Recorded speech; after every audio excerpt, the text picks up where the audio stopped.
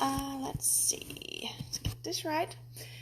Good morning, everybody. Hope you're doing well. Today we're going to talk about dairy.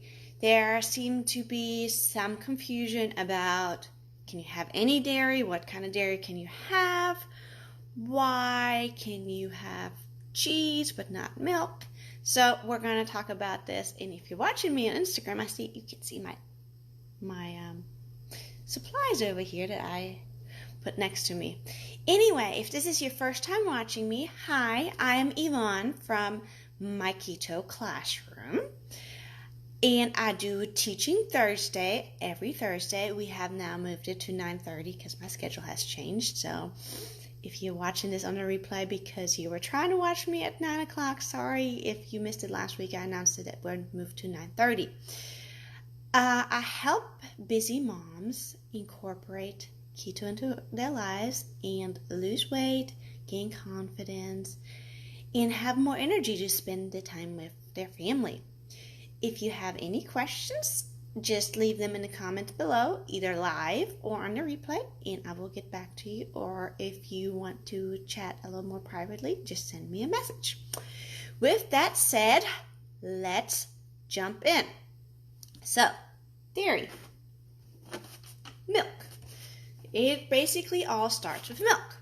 And as many of you may know, milk is not considered keto friendly.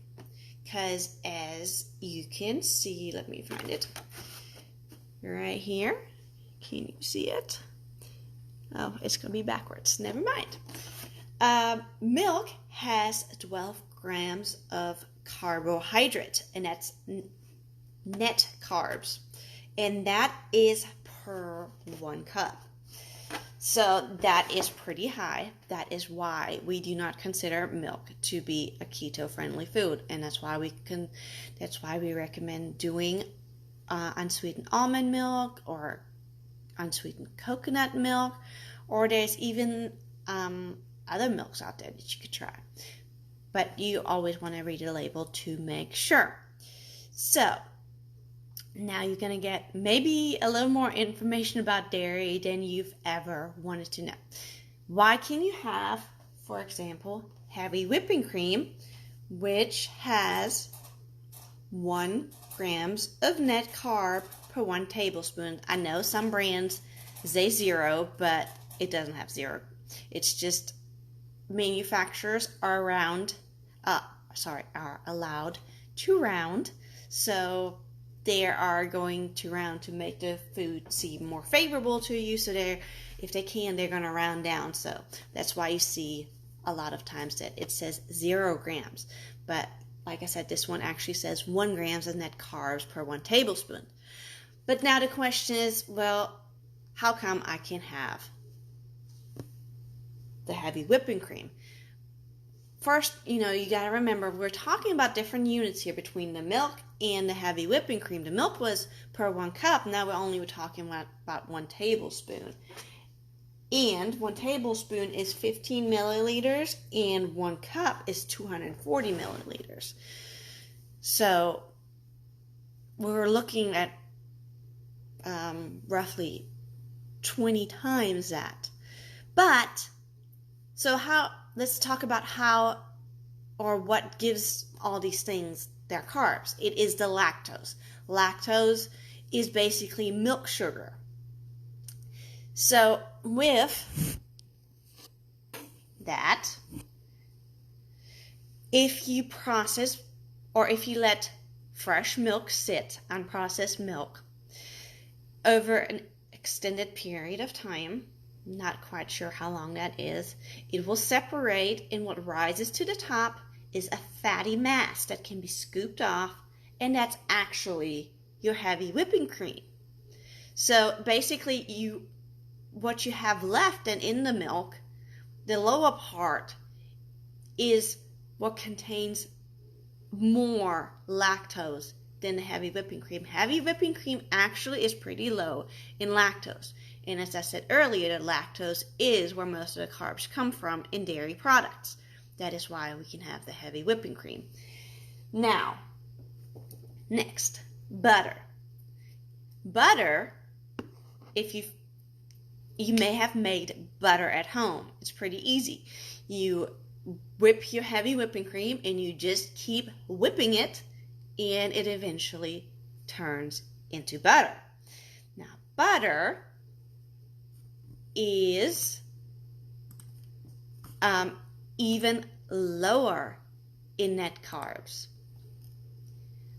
I don't actually have the box for this, but I pulled it up on the computer. I always use the USDA website for my information on net carbs, and it says right here that 100 grams of butter have 0 grams of carbohydrates. So we have further processed our milk. First we made the heavy cream, and then out of the cream, which then turned into butter. Now, we also have half and half. Now, half and half, as you may know, is a combination of milk and heavy cream. So it is not considered keto friendly because it has more net carbs than heavy whipping cream. All right, so next up, we have our cheese. Now, this cheese says 1 ounce has less than 1 grams of net carbs. Now, the way that you make cheese is you, again, start with your milk, but then through the cheese cultures, you actually turn the lactose into lactic acid, and it separates out the whey.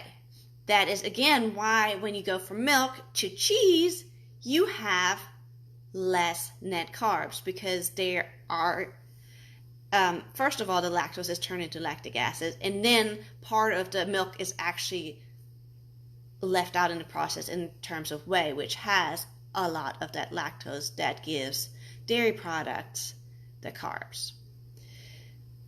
Those are all the products I could find in my fridge, and you may wonder why I have some of those not keto-friendly products in my refrigerator.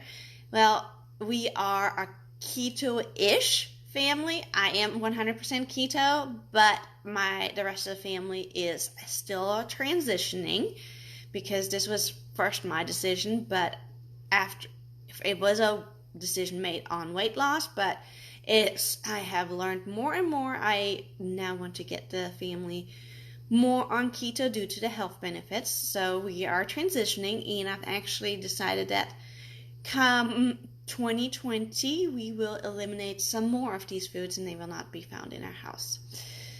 So if you have any questions on the dairy question, let me know. If you have any other questions, let me know, and I hope that helped clear things up a little bit about why not milk, but cheese is okay, and butter is okay, and heavy whipping cream is okay. And I didn't have any in my refrigerator, but Greek yogurt is also okay.